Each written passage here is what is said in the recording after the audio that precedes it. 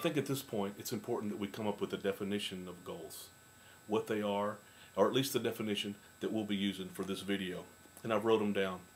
Here's the definition: specific, written, and dated objectives, which include specific obstacles and specific dated action steps for their achievement. Let's read it again.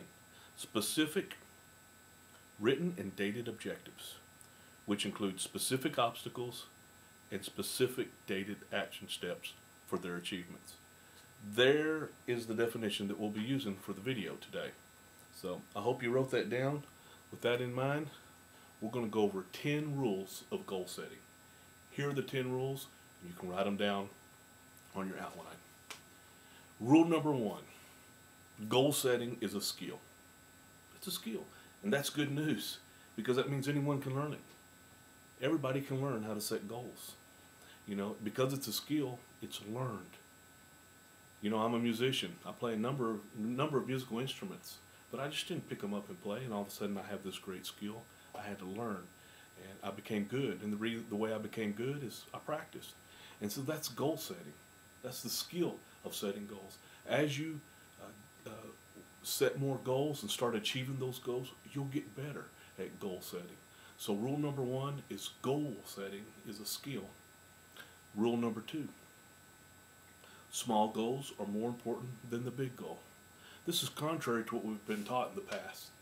The small goals get us to the big goals.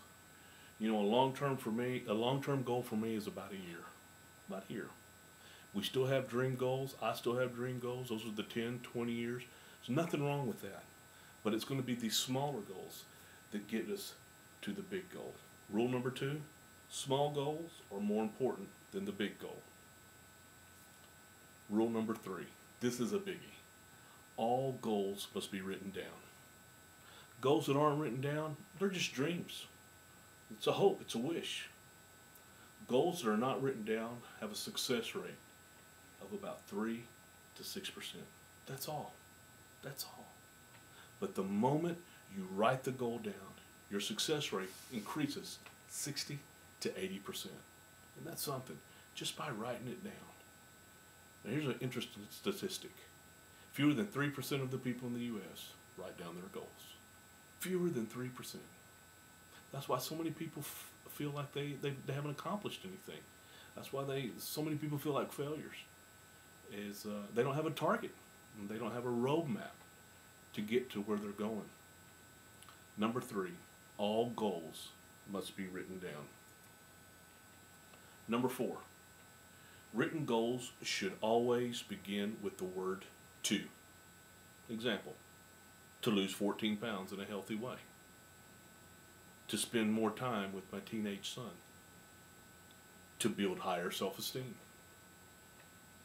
Goals should be written down as a precise target, focused and defined. I had a client tell me one time, he says, I want to get in shape by spending more time working out. And that was his goal. Here's how I wrote the goal: to work out 2 times each week. It's that simple. It's that simple. I put a place on your outline for you to just practice. Go ahead and try it. Write down a goal now, right in the space.